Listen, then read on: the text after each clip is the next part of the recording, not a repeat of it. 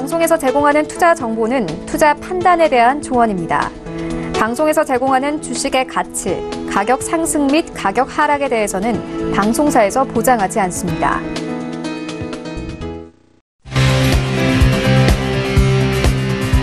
슈퍼스탁 발굴 프로젝트 글로벌 슈퍼스탁의 김민아입니다. 중국 지표 부진에 이어 이번에는 애플 쇼크가 증시를 덮쳤습니다. 조금 안정세를 찾아가나 싶던 글로벌 증시들을 줄줄이 하락세를 면치 못하고 있는데요. 이런 와중에 미국의 제조업 지표마저 예상치를 크게 하회하면서 위험 신호를 내비치고 있습니다. 금요일 글로벌 슈퍼스탁과 함께 하시면서 글로벌 경제 위기 국면을 샅샅이 분석해 보시는 것은 어떨까요? 자, 그럼 본격적으로 오늘 알아볼 코너별 이슈들부터 확인해 보겠습니다. 먼저 글로벌 코너로 가보겠습니다. 네, 어제 밤부터 계속적으로 이슈가 됐었던 이야기죠. 애플이 차이나 쇼크로 인해서 실적 전망치를 대폭 하향했다라는 소식인데요.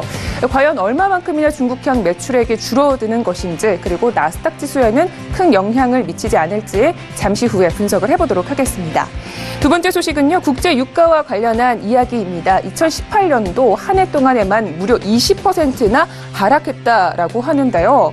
물론 우리 물가 안정에는 조금 기여를 할 수도 있겠지만 그만큼 글로벌 경기가 둔화된다는 것을 뜻하는 걸 수도 있으니까요. 잠시 후에 자세히 전문가님과 이야기 나눠보겠습니다. 이번에는 차이나 코너로 가보도록 하겠습니다. 네, 먼저 첫 번째 소식입니다. 중국 정부가 조금 조급해진 모양입니다. 현재 증시가 계속적으로 하락하고 있고 중국 지표들이 조금씩 부진한 결과로 이 경기 부양에 안간 힘을 쓰고 있다고 하는데요. 이 때문일까요? 시장이 조금씩 기대를 하는 모습입니다. 과연 그 효과는 어느 정도일지 함께 분석을 해보고요. 두 번째로는 애플 쇼크에 대해서 다뤄보려고 합니다. 중국 증시 내에서 현재 관련주들이 줄줄이 급락을 하고 있다고 하는데요. 오늘 아침장에도 보니까 저희 증시에서도 이 BH와 같은 애플 관련주들이 하락을 하고 있었습니다. 과연 이 여파가 언제까지 그리고 얼마나 지속이 될지 함께 분석해 보겠습니다. 네, 이번에는 코인 코너로 가보도록 하겠습니다. 네, 먼저 첫 번째 소식입니다. 후오비 코리아가요, 원화마켓을 오픈한다는 소식입니다. 그런데 반쪽짜리 원화마켓이라서 갑을 논박에 서 있다고 하는데요. 어떤 일인지 잠시 후에 만나보고요. 두 번째로는 NXC, 바로 넥슨의 지주회사죠. 현재 매각을 추진 중에 있는데요. 그 자회사로 있는 코빅과 비트스탬프도 현재 팔릴 수도 혹은 팔리지 않을 가능성도 있다고 합니다.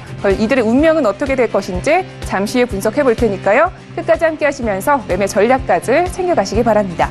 자, 그럼 본격적으로 글로벌 슈퍼스타 출발합니다.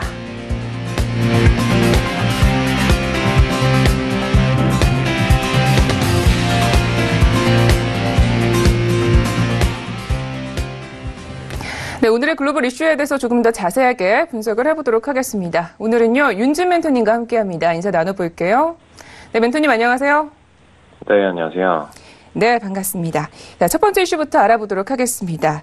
애플이요, 2019년도 1분기 실적 전망치를 대폭 하향 조정했다고 하죠. 네, 일단 애플이 지난 2일에 팀 쿡 CEO 명의로 투자자들한테 보낸 서한을 통해서 지금 2019년도 1분기 실적 전망치가 이런스를 대폭 좀 하향했다, 이렇게 좀 보시면 될 것 같습니다. 일단 뉴욕 증시 엔진격인 IT 주식을 이끌어왔죠. 애플 자체는 지금 하향 조정된 가격은 연말부터 지금 먹구름이 깔린 지금 미국 증시에 적잖은 충격을 줄 것이다, 좀 이렇게 예상이 되고 있는데, 일단 중요한 부분은 작년부터 지속적으로 중국 시장에서 아이폰 판매가 부진되고 있는 부분이 핵심적인 영향으로 좀 보시면 될 것 같습니다. 그래서 일각에서 차이나 쇼크다, 좀 이렇게 얘기하고 있는데, 중요한 거는 지금 아이폰이 기존에 지금 X 시리즈 이후에 XR 그리고 XX 시리즈를 발표를 하고 나서 사실상 이 판매량이 초공격적으로 하락을 타고 있죠. 근데 이 부분에 있어서 핵심 모멘텀은 사실 기존의 아이폰 8 같은 프로그램을 유지를 했던 그 유저들이 핵심 타겟 유저들이었습니다. 근데 이 부분이 사실상 X 시리즈가 나온 이후부터는 좀 아이폰의 변화에 대해서 좀 실망감이 굉장히 컸었는데, 사실상 X 시리즈, 그 다음에 지금 XR 시리즈로 넘어가고 나서부터는 기존 플랫폼과 너무 다른 시스템을 운영하다 보니까 지금 기존 유저들이 상당수 이탈을 했다, 좀 이렇게 좀 보시면 될 것 같고요. 일단 1분기 매출 전망치 애초에 890억에서 930억 달러 전망에서 지금 840억 달러로 추가적으로 굉장히 좀 큰 폭의 하향세를 만들어냈다. 한마디로 한 5% 정도 추가적인 하향세를 만들어냈다. 좀 이렇게 보시면 될 것 같습니다. 일단 매출 전망치가 5% 빠진다는 거는 순이익률에 있어서는 더 큰 퍼센트 비중으로 빠질 가능성이 높은 만큼 굉장히 좀 하향세를 크게 해보겠다. 좀 이런 모멘텀으로 보시면 될 것 같고요. 애초 전망치보다 5에서 9% 정도 하향이고 지금 1분기 국내 회계 기준으로는 2018년도 4분기 정도에 해당한다. 좀 이렇게 보시면 될 것 같습니다. 그다음에 지금 애널리스트의 추정 평균치였던 915억 달러보다도 8.2%가량 내려간 전망치로 그릴 수가 있겠고요. 이에 따라서 일단 주가 반영률도 추가적으로 8.2% 이상의 하락세를 좀 보실 수가 있겠다. 이렇게 보시면 될 것 같습니다. 총 수익률 기준으로도 38% 정도 전망을 했고요. 애초에 38.5%보다 조금 더 낮은 수치 정도로 보시면 될 것 같습니다. 네, 알겠습니다. 하향치가 지금 최소치라고 하더라도 50억 달러나 낮춘 것인데요. 이렇게 하향이 된 핵심 이유는 무엇일까요? 네, 일단 팀쿡 CEO는 좀 신흥시장에서 일정 도전이 있을 것으로 내다보긴 했다라고 했는데 사실상 중국 중화권 경제 감속 규모를 예측하지 못했다라고 언급을 했죠. 네, 지금 이 부분은 좀 다시 생각해 볼 필요가 있습니다. 중화권에서 경제가 감소를 해서 아이폰이 판매가 되지 않았다. 그리고 오히려 화웨이 같은 저가품 위주로 넘어갔다. 좀 이런 언급을 던지고 있는 부분인데 사실 중화권뿐만 아니라 지금 중요한 신흥국 시장 중에서도 상위권에 위치해 있는 국가들 그리고 사실상 선진국에서도 지금 이 부진이 계속해서 나타나고 있는 부분이기 때문에 이거는 애플 자체가 실패를 했다고 보는 게 맞습니다. 그래서 신흥국 타겟팅만 잘못된 게 아니라 그냥 애플 자체가 실책을 한번 던졌다라고 보시는 게 맞겠고요.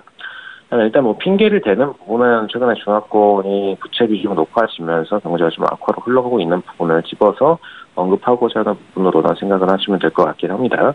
일단 가이던스에서 나타난 매출 감소의 경우에는 거의 100% 이상인 전년 글로벌 매출 감소 혹은 중화권에서 발생했다라고 언급을 했고요. 그다음에 아이폰, 맥, 아이패드 모두 걸쳐 마이너스가 나타났다라고 언급을 했는데 사실 이 부분은 핵심 모멘텀이었던 아이폰이 직접적으로 지금 쓰기가 어려워지는 상태가 되면서 아이폰 유저가 떨어지게 되면은 지금 나머지 모든 아이템의 유저도 역시나 떨어지기 마련입니다. 네. 지금 아이폰을 바꾸게 되면서 그냥 맥과 아이패드 모두 다 굳이 재구매를 할 필요가 없다. 신제품을 빠르게 구매를 할 필요가 없다라는 모멘텀이 생길 수밖에 없기 때문에 아이폰이 부진할 경우에는 모든 제품군에 있어서 당연히 마이너스가 나타날 수밖에 없는 모멘텀이고요. 그에 따른 그냥 실책이 나왔다 좀 이렇게 보시면 될 것 같습니다. 아이폰을 중심적으로 묶어서 나머지 상품들을 전부 다 통합해서 판매하려는 게 애플의 방식이었기 때문에 이에 따른 실책이 지금에 와서 반영이 됐다 좀 이렇게 보시면 될 것 같습니다. 일단 중화권 매출, 지금 중국을 비롯한 중화권 매출 감소 탓으로 돌렸고 중국 경제 감속이 아이폰 매출 급락으로 이어졌다라는 해석이라고 지금 CNBC 쪽에서는 풀이를 했는데 그밖에 다른 나라에서 아이폰 새 모델 업그레이드가 매출 기대했던 것만큼 강한 수요를 나타내지 못했다라고 좀 덧붙였습니다. 그래서 이 모멘텀이 중요하게 뭐 중화권에서만 나타나는 모멘텀은 아니라는 거 참고하시면 될 것 같고요. 경제가 작년 하반기부터 둔화되기 시작했다라는 묘한 자평하다. 그다음에 경제 추가적인 압력으로 지금 무역 분쟁이 작용을 했다라는 부분까지 언급을 한 상태입니다. 그래서 뭐 무역 분쟁권 때문에 사실 중화권에서 매출이 감소했다고 보시는 거는 뭐 일정 퍼센트는 차지를 할 수가 있겠지만 이걸로 인해서 지금 애플의 매출이 감소했다라고 보시는 거는 좀 문제가 있겠죠. 네. 그래서 지금 애플 전문가로 통하는 지금 고민치 TF 인터내셔널 애널리스트 측에서도 역시나 지금 기존의 애초 예상치였던 애플 판매량 4,700만에서 5,200만 정도를 예상을 했었는데 20%나 줄인 3,800만에서 4,200만으로 지금 전망을 들어간 바 있습니다. 사실상 지금 애플이 전망을 내놨던 1분기 매출 전망치보다도 더 큰 퍼센트의 하향세가 나오는 것으로 지금 예상을 하고 있기 때문에 뭐 추가적으로 1분기뿐만 아니라 이후에 2, 3분기 들어서는 더 강한 하락세 전망을 내세울 수 있다라고 좀 보시면 될 것 같습니다. 네, 알겠습니다. 현재 애플의 투자자들이 굉장히 많을 것 같은데요. 이에 시장의 분위기는 조금 어떤가요? 일단 애플 입장에 있어서는 지금 가장 요긴한 것이라는 기존의 평가가 굉장히 많았었는데 사실 뭐 그냥 애플의 핸드폰을 두고서 얘기를 하는 부분이었죠. 근데 지금 투자자들 입장에서 가장 큰 골칫덩이다라고 좀 정정해서 이야기를 던지는 것으로 보여집니다. 일단 애플 매출의 60%를 차지하고 있는 게 아이폰이었기 때문에 중국 중화권 시장에서 대폭락 수준의 판매 저하를 경험하게 될 경우 역시나 마찬가지로 아이패드, 그다음에 기타 상품군까지도 역시나 동시에 강한 하락세가 나올 수밖에 없었던 부분이었고요. 그다음에 지금 중국 시장 실패는 최대 통신장비 업체이자 중국 스마트폰 제조업체 화웨이 쪽에서 매출이 증가했던 부분, 한마디로 이제 저가폰 중심으로 성공을 했기 때문에 본인들의 매출이 감소를 했다라고 언급하는 부분인데, 지금 이 부분은 화웨이 측에서 저가폰을 내놔서 좀 안정적인 부분도 있지만 화웨이가 워낙 스마트폰을 잘 만들기도 했습니다. 더군다나 이번에 출시한 핸드폰들 보시면은 거의 뭐 아이폰을 베껴서 출시한 핸드폰들이 굉장히 많죠. 네. 그래서 이런 폰들 대부분이 지금 소프트웨어 기준으로도 아이폰보다 모자란 부분이 무슨 지금 기존의 카메라 같은 정말 아이폰의 핵심 소프트웨어 부분 외에는 사실상 크게 사용에 있어서의 불편한 부분은 거의 없습니다. 그리고 앞으로도 소프트웨어가 해를 거듭하면 거듭할수록 애플이 절대적으로 다른 스마트폰 대비해서 앞서 있던 그런 소프트웨어 분야들을 하나하나 따라잡게 될 가능성이 높다라고 보시면 되겠고요. 그래서 이 모멘텀은 뭐 기존에도 얼마든 지금 시간의 문제였지 따라잡을 수 있었던 부분이었기 때문에 그냥 그 시점이 최근 들어서 더 도드라져서 나타났다. 좀 이렇게 좀 보시면 될 것 같습니다. 최근에 보시면은 지금 중국 최대 통신장비 업체였던 화웨이 딸이었던 지금 용환저우 부회장의 체포 사태에 따라서 미중 간의 감정 악화도 원인을 제공했다 이렇게 언급을 했는데 사실 이거는 거의 4분기 후반대에 나타났기 때문에 뭐 아예 지금 부분이 작용을 안 했다라고 볼 수는 없지만 일단 지금 4분기 매출에서 일부만 차지를 했던 부분이고요. 그다음에 지금 1분기 전망에 있어서도 물론 이 용환저우 부회장에 대한 부분은 반영을 해야 되는 게 맞겠지만 어떤 중국의 모멘텀뿐만 아니라 다른 국가의 매출 감소 모멘텀을 해석하는 방식으로는 좀 잘못된 해석 방식으로 보실 수가 있겠죠. 그래서 일단 애플의 실책에 대해서는 한번 인정하고 갈 필요가 있겠습니다. 그다음에 지금 웨어러블 디바이스와 애플페이, 그다음에 아이클라우드 등으로 새로운 사업 영역을 개출하고 있는데 지금 아이폰 매출 급락으로 충격파를 견뎌낼 정도는 아닌 것으로 지금 진단을 했고요. 그리고 미중 무역 전쟁에 따라서 미국 체계에 최신판 경고를 보낸 것이나 다름이 없다. 좀 이렇게 논평을 던진 상태입니다. 그런데 중요한 부분은 지금 3월 전에 지금 이번 관세 전쟁 문제도 좀 어느 정도 해결이 볼 것이다라고 전망이 나오고 있는데 일단 관세 전쟁에 있어서 완전히 지금 IT 관련된 부분들 관세가 철폐가 된다면은 2분기, 3분기 전망이 그제서야 달라질 수 있는 그 정도 상태로 보시면 될 것 같습니다. 네, 알겠습니다. 결국은 기술적인 부분에서도 조금 위기의 상황에 놓여 있다 이런 말씀이신 것 같은데요. 이렇게 되면은 주가의 타격도 불가피할 것 같아요. 현재 어떤 상황인가요? 일단 당연히 이제 미국 월가 쪽에서는 애플 주가 전망치를 대거 하향을 시켰습니다. 일단 매출 증가율 0%, 그다음에 지금 2019년도에 대한 새 기대치, 그리고 지금 애플은 6월에 끝나는 분기부터 매출이 증가세로 돌아설 것이다. 좀 이런 언급들까지 던졌는데 일단 기존에 지금 관세 전쟁이 좀 후속세로 흘러가는 부분은 어느 정도 반영을 해서 이야기하는 부분이다라고 생각하시면 될 것 같고요. 기존 목표 주가를 235달러에서 197달러로 거의 한 20%가량으로 하향을 시키고, 뭐 기존에 지금 매출 감소 퍼센티지만큼 하향을 시킨 거죠. 네. 그다음에 주당 순이익 수잔수도 지금 1.3달러 내린 지금 12.34달러로 설정을 했습니다. 그다음에 투자은행 모건 스탠리 측에서도 지금 목표 주가를 종전 주당 236달러에서 211달러로 하향 조정했다 이렇게 보시면 되겠고요. 지금 기존에 195달러로 설정한 기관들도 좀 상당히 많이 보이고 있는 만큼 투자치를 계속 낮춰서 애플 주가가 내려가는 압력이 될 것이다. 좀 이렇게 내다보고 있는 상태입니다. 일단 캐나다 왕립은행 측에서도 또 마찬가지고요. 아이폰을 제외한 애플 워치, 아이패드 그리고 애플 뮤직 서비스 등이 여전히 성장을 하고 있었는데 이 부분이 그나마 매출 견인을 해줄 것이다라는 관점에 따라서 지금 애플 주가가 가치평가에게 매력적인 가격으로 좀 근접을 하고 있다. 한마디로 이제 하향선에서 지지할 수 있는 부분이 있다라고 보는 거죠. 지금 기존의 전분기 매출 정도는 그대로 유지를 해줄 수 있기 때문에 일단 상승세에 대비해서 지금 기존의 주가를 다시 하향 조정을 하더라도 일단 하락세를 타면서 저가로 흘러가는 이 과정에서 일단 중간 지지 포인트는 나온다. 좀 이런 정도로 보시면 될 것 같습니다. 네, 알겠습니다. 그래도 지금은 이 목표 주가보다 조금 아래에 있는데요. 멘토님은 이번 애플의 하락을 좀 어떻게 해석하시는지요? 네, 사실 작년부터 이제 방송과 톡방 등에서 좀 애플을 지속적으로 좀 비판을 해왔었습니다. 일단 비판한 이유는 세 가지였고요. 첫 번째는 폐쇄적 OS로 안드로이드 시장 대비 버려지는 시장. 그다음에 두 번째는 아이폰의 폐쇄적인 OS 선택. 아무래도 이제 본인들이 아이폰의 OS를 그 안드로이드 쪽으로도 확대를 시켜줄 수가 있는 부분인데 지금 이거를 폐쇄적인 정책을 통해서 지속적으로 딱 아이폰, 애플 구축 인프라 내에서만 놀게 하고 있죠. 그런데 1, 2번은 전부 다 이제 OS 혹은 디바이스를 지금 폐쇄적으로 본인들의 플랫폼 내부에서만 운영하는 시스템으로 좀 보실 수가 있겠습니다. 사실 안드로이드가 성장할 수 있는 배경에는 아이폰이 OS를 공격적으로 오픈하지 않았던 부분이 굉장히 크죠. 아이폰이 만약에 OS를 먼저 오픈소스로 공급을 했었다면은 안드로이드라는 시장한테 뺏길 일 자체가 없었습니다. 처음부터 삼성도 애플의 OS를 통해서 출시를 들어갔었겠죠. 이거는 애플의 실책이 맞다라고 보시는 게 맞겠다. 좀 이렇게 평가를 내릴 수가 있겠고요. 그다음에 세 번째로는 폐쇄적 시장으로 인해서 글로벌 시장 변화에 민감하지 못한 디바이스, 그다음에 소비자에 미친하게 된 소프트웨어 이렇게 얘기를 드렸는데 이거는 사실 1, 2번의 여파로 보실 수가 있습니다.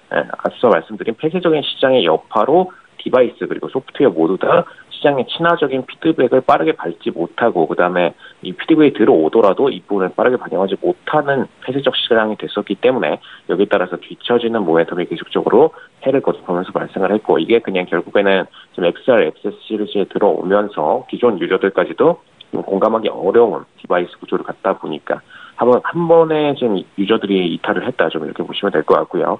아무래도 기존의 충성 고객들만 잘 유지하겠다는 생각에 인프라가 지금 폐쇄적인 인프라였는데 이걸 생각으로 운영하는 사업체가 지금 기존의 플랫폼을 확 변화를 주면서 이탈을 했다라고 보시는 게 맞겠고 지금 시장에서 애초에 살아남은 것 자체가 어렵다는 부분입니다. 사실상 기존 고객만 유지하겠다라는 거는 중간에 실책 한 번만 하면은 기존 고객들은 떠나갈 수 있기 때문에 사실상 지속적으로 신규 고객들을 끌어들이는 안드로이드 시장과의 경쟁에서는 당연히 마이너스일 수밖에 없겠죠. 그래서 이거는 해를 거듭하면 거듭할수록 애플은 앞으로 실책기를 걷게 될 가능성이 높겠다. 좀 이렇게 평가를 드릴 수 있겠습니다. 네, 알겠습니다. 첫 번째 이슈는 여기까지 분석을 해보도록 하겠습니다. 자, 다음 이슈도 함께 이야기를 나눠볼 텐데요. 국제유가가 작년에만 20% 넘게 하락했다고요? 네, 일단 작년 마지막 31일 기준으로 오름세를 약간 기록하긴 했었는데 지금 작년 기준으로는 20%가량의 대거 하락세를 보였다 좀 이렇게 보시면 될 것 같고요. 추가적으로 더 하락세를 보이긴 했습니다. 올해 들어서 넘어오면서. 네, 근데 일단 국제유가는 도널드 트럼프 대통령이 지금 시진핑 주석과의 전화통화 후에 협상은 잘 진행되고 있다. 이런 부분을 밝히고 나서부터 약간의 오름세를 기록하긴 했는데 일단 PMI까지도 좀 언급을 하면서 언론들은 보고 있지만 중요한 부분은 사실 지금 최근에 모멘텀은 세일이 지속적으로 생산량을 늘리고 있는 부분이 제일 모멘텀이었죠. 그래서 이 건으로 인해서 지금 WTI 같은 경우에는 25%, 그다음에 브렌트유는 20%가량의 하락을 좀 기록을 했습니다. 그래서 브렌트는 지금 고점 대비 거의 한 40%, 18년도 고점 대비 40%가량 추락을 했다. 좀 이렇게 보시면 될 것 같고요. 중요한 부분은 지금 WTI 같은 경우에는 지금 기존의 브렌트유 모멘텀보다 더 큰 폭락세를 만들어내고 있다는 모습을 볼 때 더 주도시켜서 하락을 하고 있는 것은 WTI가 맞다라고 보시는 게 맞겠습니다. 그래서 이 모멘텀 자체는 기존의 셰일에서 만들어내는 하락세 모멘텀인 만큼 지금 셰일 기준으로 본인들의 생산량 증가가 언제 감산 정책으로 전환이 될지 이 부분이 앞으로의 유가 반응의 핵심 모멘텀이다 좀 이렇게 보시면 될 것 같습니다. 알겠습니다. 그러면 지난번에 국제유가가 대폭적으로 하락했던 핵심 이유는 무엇이었을까요? 네, 일단 국제유가 자체는 미국의 탄탄한 경제 성장세, 그다음에 이란 원유 제재를 앞두고 약간의 강세를 보이긴 했었는데 한두 달 사이에 미중 무역 전쟁, 그다음에 글로벌 경기 둔화로 지금 원유 공급 과잉 등이 겹치면서 곤두가 주셨다 좀 이렇게 밝힌 상황이었습니다. 근데 중요한 부분은 사실 이란 때문에 상승을 했던 거 맞죠? 여기까지는 상승에 있어서의 리즈는 정확합니다. 근데 미중 무역 전쟁권 이후에 오히려 미국이랑 중국 측에서는 지금 수요량을 더 감소를 시켰었죠. 감소를 시키면은 이 모멘텀은 오히려 시장에 있어서 상승 모멘텀을 반대로 불러낼 수 있는 부분이었고요. 근데 지금 사실상 수요 감소로 인해서 하락세 모멘텀을 만들어냈다. 좀 이렇게 평가를 내리고 있는 부분이고, 그다음에 지금 글로벌 경기 둔화, 원유 공급 과잉 등이 겹치면서 공급막 지쳤다 이렇게 좀 밝혀놨는데 사실 공급 과잉이라고 할 수 있는 부분은 없었고요. 기존에 이란에 대해서 제재를 가하려다가 사실상 이란이 핵심 국가들 상대로 본인들의 원유를 판매를 할 수 있게 되면서 생각보다 감소를 하지 않는 상황이 발생했기 때문에 공급 과잉이다라고 좀 평가를 내리는 것 같습니다. 정확히 말하면 공급 과잉이 아니고 예상 감소량 대비해서 감소하지 못했다라고 보시는 게 맞겠고요. 네, 오펙 회원국 그리고 러시아 그리고 비원 산유국 들어온 중앙생 오펙 플러스 저번에 이제 오스트리아 비즈니스 개최한 회의에서 120만 배럴의 감산에 합의를 했는데 사실 여기서 중요한 부분은 아무리 지금 오펙이 감산을 하더라도 제1 산유국에 위치해 있는 미국이 사실상 감산을 못하게 되면은 지속적으로 증산을 진행해야 될 경우에는 더 이상 유가가 떨어질 수 있는 모멘텀이 제한이 돼버린다는 부분이 핵심적인 모멘텀으로 보시면 될 것 같습니다. 네, 알겠습니다. 그러면 2019년도 향후에 좀 시장에서는 어떻게 좀 전망을 하고 있는지, 그리고 우리 멘토님께서는 좀 어떻게 바라보고 계신지가 궁금합니다. 일단 2019년도 국제유가는 좀 약세장이 지속될 것으로 지금 시장에서는 보고 있고요. 거의 지금 32명의 경제 전문가들 조사에 따르면은 지금 브렌트유 평균 가격이 배럴당 $69를 기록할 것으로 전망을 했다라고 보시면 될 것 같습니다. 근데 보통 지금 브렌트유와의 가격이 WTI의 경우는 약 지금 $10 정도가량도 큰 폭으로 차이가 나는 부분을 고려를 할 때 올해 WTI가 올라갈 수 있는 부분은 $60 정도까지다라고 보시면 될 것 같고요. 일단 이 모멘텀을 만들어내려면 기본적으로 지금 베이커 휴즈 굴착 장비수, 즉 지금 미국의 세층 파내려가고 있는 굴착 장비수 부분의 개수가 추가적으로 감소가 일어나줘야 됩니다. 최근에 888개 정도까지도 상승세를 보이는 그런 모습을 보였는데 이 숫자가 850개 정도까지는 감소를 해줘야 지금 제1의 상승세 부분이 중단이 되고 그다음에 오일 부분의 가격에 있어서도 역시나 상승세로 전환이 될 수 있다. 좀 이렇게 보실 수 있겠고요. 혹은 이 시나리오가 아니라 정말 정부 차원에서 고유가로 틀어줄 수 있는 모멘텀은 딱 한 가지가 남아 있습니다. 지금 1월에 연중 통화정책 발표에서 트럼프가 약달러 정책을 실행하게 될 경우에는 S&P 기준으로 상승세 모멘텀을 반영을 시키게 되고 S&P랑 제1 연동성을 가진 오일 입장에서도 역시나 상승세의 모멘텀을 만들어낼 수가 있겠죠. 그래서 이 부분에 있어서 정부가 딱 한 가지 시나리오로 지금 유가를 상승세로 터닝을 해줄 수 있는 시나리오가 있다라고 좀 보시면 될 것 같습니다. 네, 알겠습니다. 이렇게 해서 글로벌 이슈는 여기까지 이야기 듣도록 하겠습니다. 저희 윤진 멘토님은요, 이후에 코인 코너에서 다시 뵙도록 하겠습니다. 참고로 본 방송에서 제공하고 있는 정보는 투자 판단에 대한 조언일 뿐 주식의 가치나 수익률을 보장하고 있지 않습니다. 저희 서영지TV는 자본시장법을 준수하여 일대일 투자상담, 유사주신행위, 무인가 영업행위, 불법 대여계정 홍보 및 가입 권유 등 모든 불법 사항들 엄중하게 금지하고 있습니다.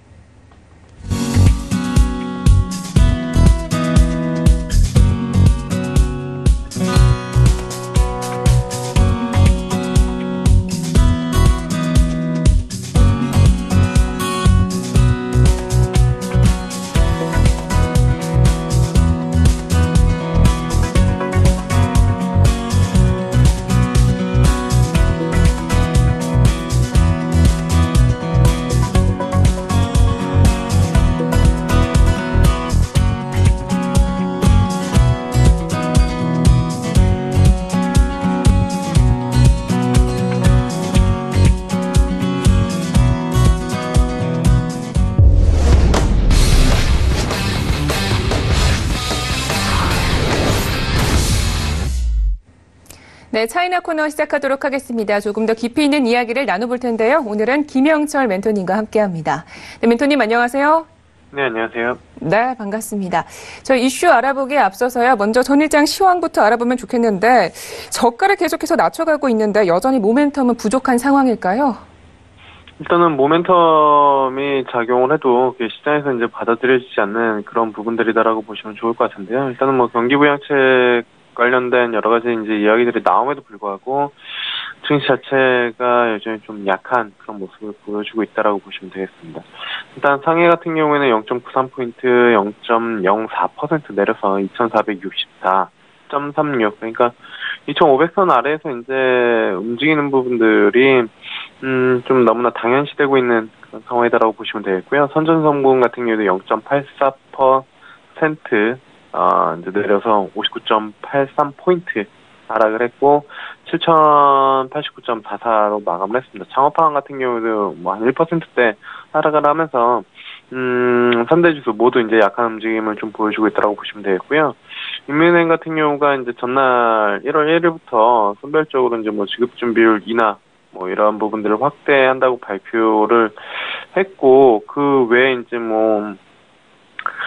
중소기업 쪽에 자금을 지원할 수 있다 이런 이제 이야기들이 나옴에도 불구하고 전반적으로 시장은 지속적으로 좀 약세 움직임이 좀 나타나고 있는 그런 상황이고 일단은 거래 금액도 이렇게 많지 않은 그런 상황인 것 같고 모멘텀 자체가 상당히 좀 많지 않다라고 보시면 되겠고요. 뭐 누차 한 연말부터 뭐 계속 말씀을 드리고 있지만 지수 자체만 놓고 보면은 사실 중국 증시를 투자를 해야 될 이유를 찾기가 더욱 힘든 그런 상황이고 오히려 이제 개별적인 종목 위주로 대응을 해야 되지 않나 좀 보고 있습니다. 네, 알겠습니다. 자, 그러면 저희 이슈에 대해서 알아보도록 하겠습니다. 이 중국 정부가요, 올해가 시작이 되자마자 대규모 경기 부양 카드를 내놓았다고 하는데요. 어떤 것들이 있을까요? 네, 앞서도 이제 뭐 간단히 뭐 코멘트를 드리긴 했는데 전반적으로 그 중국 쪽에 대한 경착륙 우려가 상당히 좀 시장에서는 많이 제기가 되고 있는 그런 상황인 것 같습니다. 그래서 중국 정부에서도 이런 부분들을 좀 타개 또는 극복하기 위해서 경기 부양 카드를 이제 연초부터 뭐 내놓고 있는 그런 상황인데 일단은 상반기에만 지방 정부를 통해 최대 한 227조 원을 이제 공급을 하기로 했었고 이에 이제 은행권 중소기업 대출 여력도 이제 대폭 확대를 하는 그런 부분들이다라고 이제 좀 보시면 되겠고요. 그리고 3일날 이제 그 신경보에 따르면 금융기관에 대해서 이제 포용적 금융 이런 심사 기준을 좀 완화한다. 그러니까 심사 기준을 완화한다라는 건 결국에 이제 대출을 늘리겠다라는 이야기로 해석을 하시면 되겠고요. 기준은 이제 건당 500만 위안, 그러니까 한 8억 1천만 원에서 1천만 위안으로 한 2배 가까이 이제 상승을 하는 그러한 부분들이 네, 수치적으로 나오면서 시장에서는 상대적으로 그 경기부양 카드를 연초부터 좀 강하게 내놓는구나 라는 해석이 좀 나오고 있고요. 그리고 실적이 많으면 최대 1.5%포인트 지급준비율 인하 혜택까지 이제 제공을 하면서 여러 가지 이제 유동성을 공급을 하기 위해서 상당히 좀 노력을 하고 있는 그런 부분들이다라고 보시면 되고 지금 전인대에서 사실 그 작년 10월 29일 날 회에서도 한 1조 3,900억 위안, 그러니까 227조 정도를 지방채 조기 발행을 의결하고 나서 이걸 1월부터 이제 시행을 하는 그런 부분들인데 여기서 이제 또다시 뭐 이렇게 여러 가지 정책들이 나오면서 상당히 중국 정부에서 이 문제를 좀 심각하게 받아들이고 있고 이러한 부분들을 개선을 하기 위해서 상당히 좀 노력을 한다라는 뉘앙스를 많이 시장에 좀 보여주고 있다. 이렇게 보시면 좋을 것 같습니다. 네, 잠깐 좀 언급을 해주신 것 같은데요. 인민은행이 올해 첫 지준율의 인하를 단행해서 돈 풀기에 나설 것이다라는 관측도 있다고 하죠. 네, 일단은 뭐 돈을 지속적으로 좀 풀려는 그런 부분들인 것 같습니다. 앞서도 이제 뭐 말씀을 드렸지만 지준율 인하에 대한 그런 부분들이다라고 보시면 되겠고요. 가장 큰 이유는 아무래도 이제 그 우리나라 시장 같은 경우도 연초 첫 거래일 날 이제 뭐 상승 출발을 해서 이제 하락을 하는 그런 부분들이 있었는데 그 가장 큰 이유가 중국 그 PMI 지표가 이제 부진하게 나오는 그런 부분들이 시장에 상당히 좀 우려감으로 좀 작용을 하고 있다라고 보시면 좋을 것 같고요. 중국 정부에서는 어쨌든 이러한 부분들을 막기 위해서 여러 가지 이제 카드를 지속적으로 좀 꺼내는 그런 상황이다라고 이제 보시면 좋겠습니다. 네, 알겠습니다. 자, 계속해서 두 번째 이슈도 함께 분석을 해보도록 하겠습니다. 애플이요, 매출 전망치를 하향 조정하면서 이 여파가 현재 중국에도 조금 퍼지고 있는 것 같습니다. 관련 주들이 줄줄이 급락을 하고 있다고 하는데 지금 어떤 상황인가요? 일단은 뭐 썩 좋지는 않은 것 같습니다. 애플 쪽이 일단은 뭐 시장 전망치에 대해서 긍정적으로 코멘트를 해주지 않으면서 미국 시장에서는 이제 조정을 받았고 이러한 부분들이 일단은 뭐 최대 시장이라고 할 수 있는 중국 시장 그리고 관련된 종목들의 영향을 상당히 좀 많이 미친 그런 상황이다라고 보시면 되고요. 일단은 뭐 여러 개의 기업들이 있는데 뭐 대략 보면은 아무래도 이제 뭐 애플 오디오 공급 업체 서성 테크놀로지 같은 경우에도 이제 뭐 조정을 받는 그런 부분들이고 홍콩 증시에 상장돼 있는 그 카메라 모듈 렌즈 업체 순우광학 테크 뭐 이러한 기업들도 이제 조정을 봤는데 이 기업들은 사실 애플 이슈가 나와서 조정을 받은 것도 있지만 작년에 각각 지금 67% 그리고 30%씩 조정을 받았습니다. 아무래도 이제 애플 쪽 영향을 좀 많이 받다 보니까 그러한 부분들이 영향을 좀 미쳤다고 보시면 되겠고요. 그 외에도 이제 선진증시에 상장되어 있는 그런 기업 같은 경우에도 뭐 입신정밀 같은 경우에 조정을 받고 뭐 주요 공급 업체인 폭스콘 같은 경우에도 일단 뭐 조정을 받고 있는 그런 상황이다 보니까 전반적으로 애플 관련된 이슈가 중국 시장 관련 부품주에도 상당히 좀 영향을 많이 미치고 있다라고 이제 좀 보시면 좋을 것 같습니다. 네, 알겠습니다. 이 애플의 중국 시장 전망은 여전히 좀 적신호가 켜진 상황이라고 봐야 할까요? 네, 일단은 그런 것 같습니다. 애플이 이제 12월 29일 날 끝난 회계연도 2019년 1분기 매출 전망치를 한 840억 달러로 이제 예상을 하면서 당초 해당 분기에 이제 890억에서 한 930억까지 추정했었던 부분들을 이제 좀 낮췄고, 그리고 주요 신흥시장에서 일부 난간이 좀 예상이 된다. 그리고 중화권 경제 감소 규모를 예측하지 못했다. 뭐 이러한 코멘트들이 나오면서 전반적으로 우려감을 상당히 좀 키우고 있다라는 그런 부분들이고요. 아무래도 이제 애플 쪽이 중국 이제 뭐 아시아 이머징 쪽 뭐 최대 시장이다 보니까 미중 무역 전쟁이랑 뭐 연관이 있을 수도 있겠지만 전반적으로 이제 중국 쪽의 판매가 올라와야 애플의 실적도 상당히 좀 끌어올릴 수 있는 그런 부분들인데, 전반적으로 뭐 중국 경기에 대한 부분들이 우려감으로 좀 작용을 하고 있고, 이러한 부분들이 지금 시장에서는 관련주들에 대한 부분들로 좀 영향을 미치고 있다라고 이제 좀 보시면 좋을 것 같고요. 시장에서는 그렇게 썩 이 부분에 대해서 나이스하게 생각하고 있지는 않은 것 같습니다. 그래서 중국 쪽 관련된 주식이나 뭐 이러한 부분들을 보신다라고 하면은 부품 관련된 기업들 이런 종목들은 조금 뭐 투자 포트폴리오에서 비중을 좀 줄이시고 애플의 주가 흐름 그리고 이제 그 중국 쪽에 상장되어 있는 그런 기업들 이런 움직임들을 좀 살펴보면서 대응을 하는 게 맞지 않을까 그렇게 좀 보고 있습니다. 네, 알겠습니다. 잠깐 간단하게 좀 얘기를 해주시긴 했는데요. 애플 관련주에 투자하신 분들이 상당히 많을 텐데 투자금을 조금 빼는 게 좋다고 생각하시는지요? 일단은 뭐 비중을 좀 줄여야 된다라고 보고 있습니다. 아무래도 이제 애플 자체에 대한 주가 흐름이 그렇게 썩 좋지 않고 중국 쪽에 대한 시장 전망치가 그렇게 좋지 않다 보니까 주가 자체가 모멘텀을 받을 수 있는 그러한 이유들이 이제 많이 없는 그런 상황이거든요. 그러다 보니까 주가에는 일단은 단기적으로 그리고 중기 이상으로도 지금 모멘텀이 부각이 되지 못하는 그런 상황이다라고 보시면 좋을 것 같고요. 일단 앞서 말씀드린 그런 기업들 그리고 일부 중국 내에 있는 IT 관련된 기업들에 대한 비중 또는 투자 비중 또는 포션은 좀 줄여놓고 애플의 주가 흐름 그리고 이제 시장 전망치 이러한 부분들을 보면서 다시 재진입 기회를 노려보시는 게 조금 더 유리하지 않을까 이렇게 좀 보고 있습니다.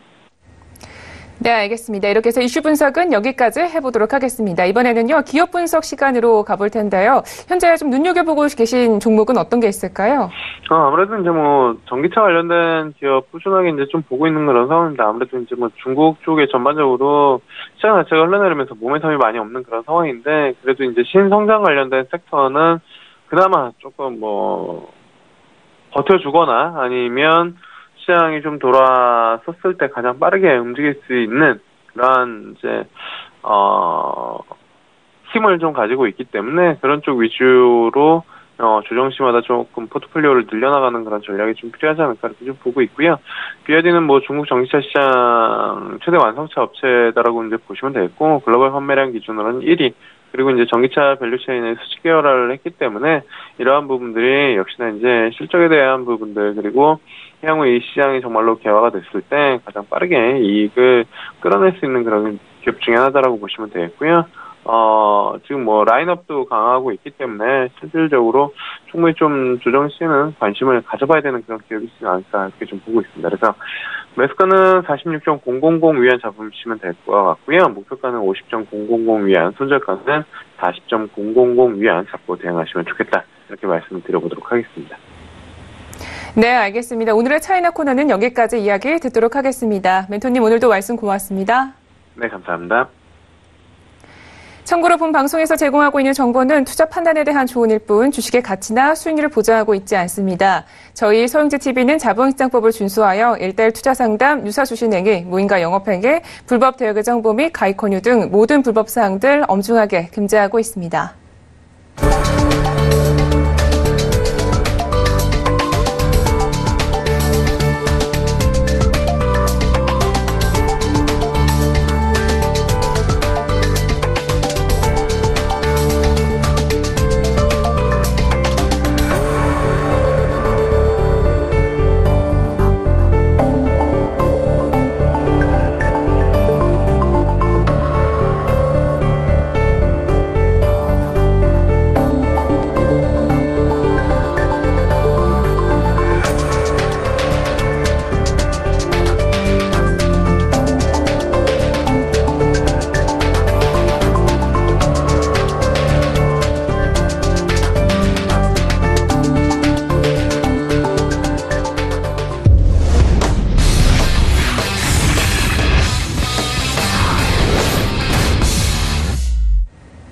네, 코인 코너 시작하도록 하겠습니다. 저 이슈 분석하기에 앞서서요. 먼저 시세부터 확인하도록 하겠습니다.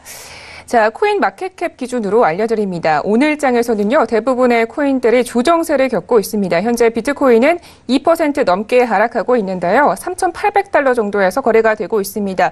심리적인 저항선이 4,000달러 돌파를 시도했지만 거꾸로 3,780달러대까지 하락하기도 했었습니다.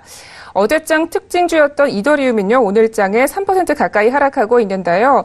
그래도 좀 거래량은 양호한 수준입니다. 26억 달러 정도로 수산되고 있습니다. 오늘장에서는요, 대부분의 코인들이 약세에 진입해 있는 모습을 보여주고 있는데요. 리플은 2% 넘는 하락세, 그리고 비트코인 캐시는 5% 넘게 하락하면서 162달러 정도에서 거래가 되고 있습니다. 현재 10위권 내에 있는 모든 코인들은 자기 순위를 유지하고 있고요. 시총 상위 종목이 조정세에 진입하면서 전체 시가총액 은 1,300억 달러 정도로 떨어졌습니다. 네, 이렇게 해서 시세에 대해서 알아봤고요. 본격적으로 코인 이슈 앤 가이드 시작을 해보도록 하겠습니다. 계속해서 저희 윤진 멘토님과 함께 합니다. 네, 첫 번째 코인 이슈부터 알아보도록 하겠습니다. 후오비가요, 이 반쪽짜리 원화 마켓을 출시했다고 하는데 이게 어떤 이야기일까요? 일단 실명 계좌 지원을 약속을 하면서 원화 거래 시장 오픈을 했던 후오비 코리아, 결국에는 일단 법인 계좌를 통해서 반쪽만 지금 원화 마켓을 오픈을 했습니다. 지금 일단 신규 계좌를 통해서 원화 거래를 지원하겠다라고 원래는 밝혔었는데 일단 상황이 여의치 않았던 것으로 보여지고요. 실명 계좌를 제공하는 은행은 원래 NH농협은행, 그리고 신한은행, 그리고 기업은행 이렇게 세 곳이 운영을 해왔습니다. 근데 최근 들어서 농협은행 같은 경우에는 일단 신규 거래소 주는 계약을 거의 안 하고 있는 상황이었고요.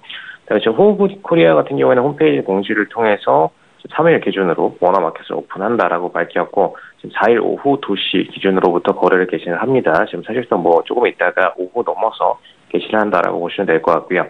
일단 신한은행을 이용한 법인 계좌를 통해서 코리아 원화 달러 지출을 한다 좀 이렇게 밝혔고, 사실상 이제 플랫폼 안에서 가상 계좌 형태로 운영이 된다라고 보시는 게 맞을 것 같습니다. 일단 개인들 입장에서는 코리아 마켓 상장 암호화폐는 테더, 그다음에 비트코인, 이더리움, 이오스, 리플 이렇게 5가지 코인을 거래를 하실 수가 있는 상태고요. 우리나라 이제 업비트나 기존에 원화 마켓 오픈하던 플랫폼 기준으로 볼 때는 굉장히 지금 작은 상태에서 오픈이 되지만 일단 거래량 자체가 높은 후오비이기 때문에 앞으로 이제 원화 마켓이 얼마나 클지 여부는 좀 더 지켜보실 필요는 있겠습니다. 원화 마켓 거래 개시 시점부터 순차적으로 상장이 진행이 되고요. 그다음에 심사를 거쳐서 다른 토큰들도 지속적으로 따라서 오픈이 되겠다, 좀 이렇게 보시면 될 것 같습니다. 네, 4일 오후면 바로 오늘인데요. 이 오픈을 두고 시장의 반응은 조금 어떤가요? 일단 실명 계좌 불발에 대해서는 업계 그리고 투자자들의 가불론박이 좀 진행이 계속되고 있습니다. 마케팅 차원에서 실명 계좌 지원을 계속해서 약속을 했었었는데 지금 후오비 코리아 입장에서는 이 부분이 실질적으로 진행이 되기는 어려운 상황이 되고요.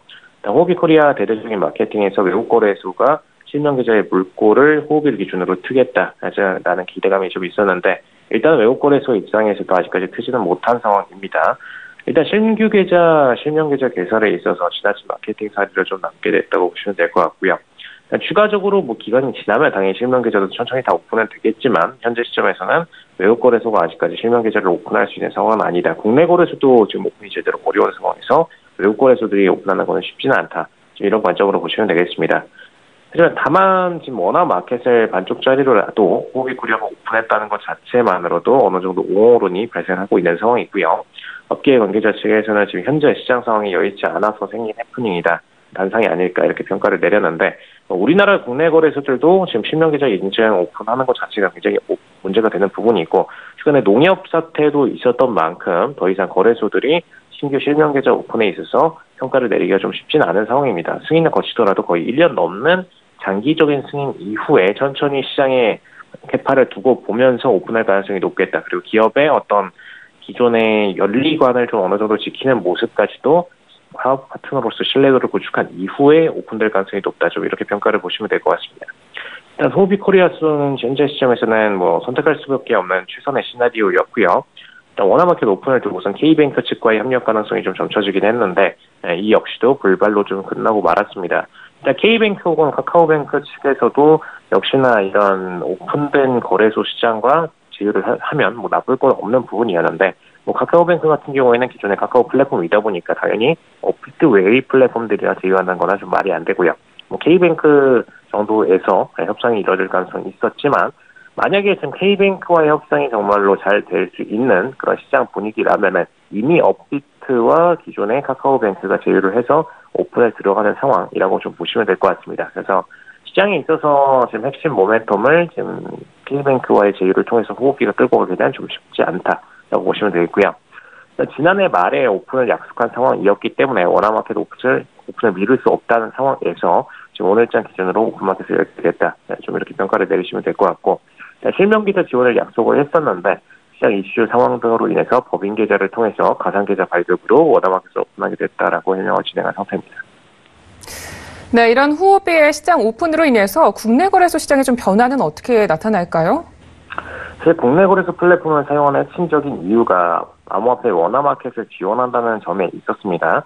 일단 암호화폐들끼리 교환, 한마디로 이제 비트코인으로 다른 암호화폐를 구매를 하고 혹은 이더리움으로 다른 암호화폐를 구매를 하고 혹은 테더로 구매를 하고 이런 부분들은 이제 암호화폐끼리의 교환으로 보실 수가 있겠는데 이거는 사실상 얼리 어답터들 간의 매매에 가깝다 보니까 정말 이제 자산을 그냥 암호화폐로만 보유를 하시는 분들 그런 분들이 다른 코인을 구매하는 과정으로 보실 수가 있었겠고요. 그다음에 이 과정에서는 비트코인이나 이더리움 등의 시가총액이 다른 코인으로 전이가 되면서 사실상 메인 코인들의 시가총액을 낮추는 그런 결과를 나타낼 수 있기 때문에 사실 메인 코인들이 시가총액이 떨어지게 될 경우에는 나머지 코인들 역시 상승세를 타기가 굉장히 어렵습니다. 그래서 이런 부분을 볼 때는 오히려 시장에 마이너스 요인을 끼치던 시장이었다. 이렇게 보시는 게 맞겠고요. 또 기존에 주식을 거래하던 거래자들 입장에서는 암호화폐 거래는 쉽지 않았죠. 원화마켓을 도입을 시켜야 사실상 신규 암호화폐를 현금으로 전환을 시켜서 구매를 할 수가 있는 그런 모멘텀이 발생할 수가 있습니다. 근데 이제 지금 플랫폼은 기존의 비트코인이나 이더리움을 등가 교환하는 형태로 대부분의 홍콩 거래소들이 이루어졌다 보니까 이런 부분들로 인해서 오히려 전체 암호화폐 시가총액의 다운을 불러일으키는 핵심적인 모멘텀을 추진을 시켰다라고 보시는 게 맞겠고요. 다만 일단 원화마켓이 오픈이 되는데 원화마켓뿐만 아니라 각국 거래소들이 전부 다 해당 국가의 법정 통화를 통해서 시장을 오픈할 경우에는 지속적으로 시장의 시가총액을 불러일으킬 수가 있습니다. 상승을. 시가총액 상승을 불러일으킬 경우에는 추가적으로 암호화폐 반등장을 만들어낼 수가 있기 때문에 저희는 거래소들이 좀 물량적인 성장을 위해서 일시적으로 테더나 지금 기존의 스테이블 코인들을 통해서 오픈을 진행을 했었다면은 이제부터는 각국에 나가 있는 거래소들이 전부 다 법정 통화로 전환하는 과정을 통해서 시가총액을 만들어내는 시점이기 때문에 앞으로 그런 부분들을 좀 기대가 되는 부분이다. 그래서 그리고 우리나라 입장에서는 해당 원화마켓 부분을 통해서 해외 거래소들이 공격적인 성장을 이룰 수 있었다. 좀 이렇게 좀 보실 수 있겠습니다. 일단 업비트 같은 경우에는 자전 거래로 사실상 시장에서 퇴출되는 수준에 처해 있고 그다음에 비썸 코인원 정도만 시장에 남아있는 상태이기 때문에 공격적인 마케팅으로도 지금 홍콩 거래소들이 원화마켓을 오픈할 경우에는 국내 거래소들의 입지는 더욱더 위축이 될 수밖에 없는 시장 상황이다. 좀 이렇게 보시는 게 맞을 것 같고요. 일단 이런 경우에는 역시나 마이너스 요인이 국내 거래소에서 일어나는 만큼 국내 거래소 총 순위에 있어서도 역시나 20위권 밖으로 떨어져 나가는 거래소들이 상당수 더 늘어날 것이다. 좀 이렇게 좀 보시면 될 것 같습니다. 네, 알겠습니다. 자, 다음 이슈도 함께 분석을 해보도록 하겠습니다. 이 M&A 매물로 나온 NXC 때문에 코빅과 비트스탬프도 현재 시장에 올라왔다고요? 네, 일단 넥슨 창업자 NXC 대표가 지금 지주 그룹사 NXC 매각을 추진해 들어가고 있는데 이 부분은 좀 시장의 쇼크로 불러일으켜지고 있죠. IT 업계에서 거의 최대 매물이라고 보여지고 있는 상황입니다. 도이치증권 그리고 모건 스탠리를 공동 매각 지원서를 선정을 들어가고 이번 다음 달에 예비 입찰을 실시할 것으로 예상이 되고 있는데 일단 김정주 대표와 특수관계인이 보유한 NXC 지분 98.64%가 매물로 나온 건이 시장을 파악하고 있지만 구체적인 매각 구조에 대해서는 밝혀지지 않았습니다. 한마디로 NXC만 통째로 그냥 다 판매를 할 것인가 아니면은 NXC 밑에 깔려진 지주 회사들 입장에서도 역시나 분할 매각을 진행을 한 이후에 NXC의 지분을 판매를 할 것인가에 대한 부분이었고요. 이 부분이 제시된 이유 자체는 지금 코빗이나 비트스탬프 같은 사업 분야들 같은 경우에는 기존의 게임 산업과의 연동성이 아직은 떨어지는 상황이었기 때문에 이런 건에 있어서 아직은 모든 사업 분야들을 통째로 매각할 시점은 아니다. 그래서 분할 매각이 들어가 주는 것이 시장의 매각에 있어서 조금 더 빠른 매각을 추진을 들어갈 수 있다라는 관점으로 보실 수가 있겠습니다. NXC 밑에 딸린 회사들을 일괄 혹은 분할 매각할지 한마디로 이제 일부 매각 기업에 대해서 매각 대상자에 포함되지 않을 기업들이 어느 기업들인지 부분을 선정하는 게 지금 시장의 관심으로 보시면 될 것 같습니다. 네, 현재 어떤 방식으로 매각을 진행을 할지가 궁금한데요. 현재 이런 경우에는 좀 실제로 어떻게 매각을 진행을 하나요? 네, 일단 모든 사업들 일괄 매각 가능성을 좀 낮게 시장에서는 보고 있는데 NSC는 크게 게임, 넥슨, 그리고 라이프스타일인 스토크, 브릭링크, 그리고 블록체인 사업인 코비 비트스탬프 등으로 나눠서 포트폴리오를 보유를 하고 있고요. 각 분야 같은 경우에는 사업적으로 이질적이어서 일괄 인수할 수 있는 곳은 현재 사모펀드로 제한된다라고 시장에서는 보고 있습니다. 특히 게임 분야에서는 세계적으로 유동성이 풍부한 게임 그리고 IT 사업들이 다수 있기 때문에 재무적 투자보다는 전략적 투자자가 인수할 가능성이 높다라는 게 업계 시각이고요. 특히 최근에 텐센트 같은 경우에는 핵심 인수자로 생각이 되고 있는 상황이었죠. 국내 회대기업인 M&A 쪽에서는 지금 매각자 입장에서 수익을 극대화하기 위해서는 분야별 최적 인수자를 찾는 게 작업을 하기에 굉장히 좀 적대적으로 강장 이점인 매각 방식이다. 좀 이렇게 평가를 내리고 있고 사모펀드가 통째로 매수할 경우에는 이 회사에 있어서의 핵심 사업 분야인 게임 분야들을 직접적으로 살릴 수가 없기 때문에 기존의 게임 사업을 운영하던 기업들 혹은 IT 기업들이 인수를 해주는 게 이 해당 기업들을 최대한 활용해줄 수 있는 아마도 이제 지금 현재 시가총액 이상으로 시가총액을 더 높일 수 있는 그런 모멘텀을 가지고 있는 회사들이 조금 더 고액을 지불하고 NXC에 대한 매각을 진행할 수가 있다라는 관점으로 보고 있는 부분이죠. NXC 게임 부분을 물적 분할을 해서 팔 가능성도 있다라는 게 시장의 관점으로 보시면 될 것 같습니다. 그래서 통합으로 만약에 10조 원에 판다라고 봤을 때 분야를 잘라서 9억 그리고 2억 이런 식으로 나눠서 팔 경우에는 조금 더 공격적인 매도 물량 단가를 올릴 수가 있겠다. 좀 이렇게 보는 관점으로 보시면 될 것 같습니다. 네, 알겠습니다. 그러면 현재 조금 중국 텐센트라던가 게임 업계 혹은 암호화폐 기업들이 지금 후보군에 올라와 있는 것 같은데요. 비트스탬프 그리고 코빗은 왜 이런 애매한 상황에서 매각의 상황에 놓이게 된 걸까요?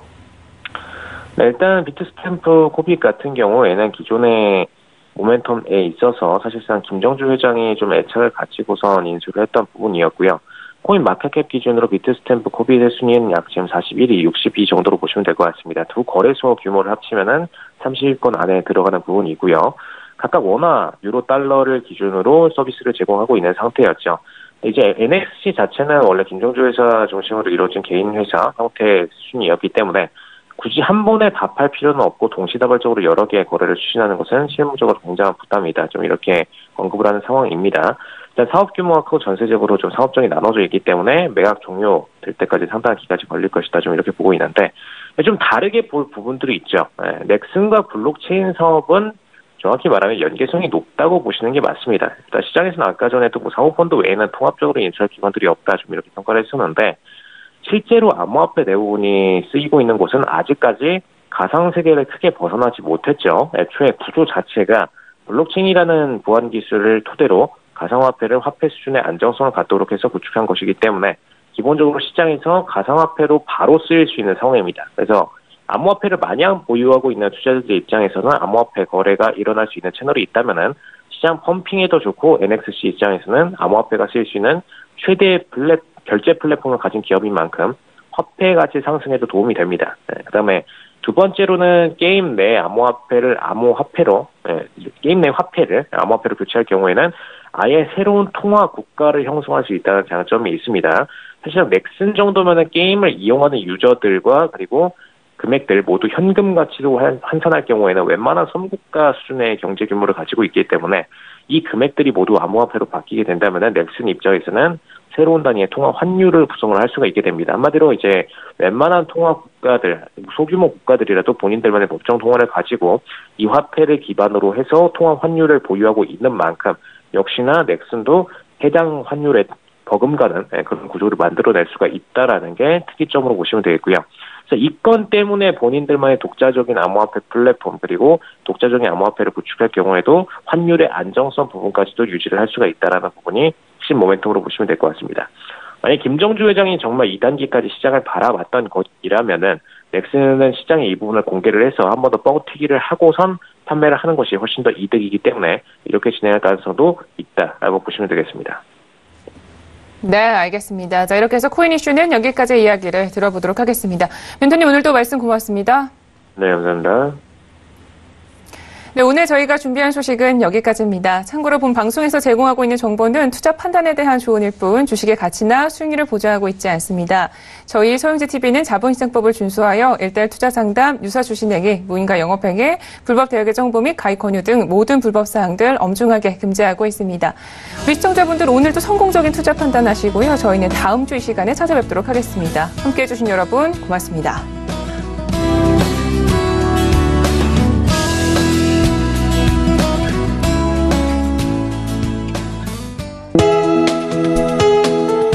방송에서 제공하는 투자 정보는 투자 판단에 대한 조언입니다. 방송에서 제공하는 주식의 가치, 가격 상승 및 가격 하락에 대해서는 방송사에서 보장하지 않습니다.